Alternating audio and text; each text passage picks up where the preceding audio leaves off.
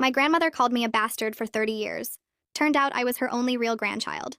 Growing up, I thought it was normal that Grandma Rose treated me different from my cousins. At Christmas, my cousins would get expensive toys and electronics while I got socks or a $5 bill in a used envelope. My cousin Brittany got a laptop for her 10th birthday. I got a library card application form. Grandma said reading was free and I should be grateful.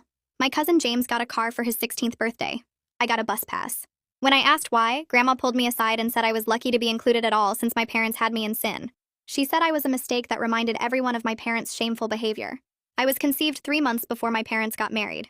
Grandma never let anyone forget it. She'd introduce me as the grandchild who came early while my cousins were her precious angels. At family dinners, my cousins ate at the dining table while I ate in the kitchen. Grandma said I should know my place. My mom tried defending me once. Grandma threatened to cut my parents out of the will entirely if they didn't respect her rules about maintaining family values. Dad told me to just deal with it for a few more years. He said Grandma was old-fashioned, but she'd mellow out eventually. She never did. She got worse. When my cousins graduated high school, Grandma threw them huge parties and gave them college funds. Brittany got $50,000.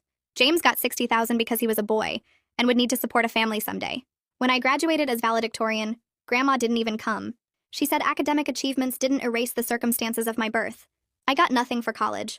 I worked 2 jobs to pay for community college while my cousins went to private universities on Grandma's money. Brittany studied art history and failed half her classes. James dropped out sophomore year to become a DJ. Grandma kept paying for their apartments and expenses. She said they were finding themselves. When I got into nursing school on a scholarship, Grandma said I was trying to act better than my station. The favoritism extended to everything. Grandma took my cousins on yearly cruises. I wasn't invited because she said I'd make the family photos look unbalanced. She bought my cousins cars, paid for their weddings, gave them down payments for houses. When I asked for $100 to fix my broken radiator in winter, she said handouts would make me lazy.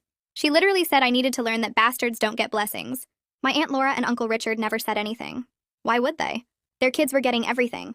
They'd actually joke that I was Grandma's character-building project. They'd laugh about how their kids had it so easy while I had to struggle for everything. They thought it was funny that I worked nights to pay for textbooks while Brittany bought designer purses with her allowance. Everything changed when I was 28. Grandma had a stroke and needed someone with medical knowledge to manage her care. Suddenly, I was useful. The cousins who she'd spoiled couldn't be bothered to help. Brittany was busy with her 3rd wedding. James was in Thailand finding himself. Again. My aunts and uncles said they had work, so I became Grandma's caregiver. Not out of love, but because Mom begged me.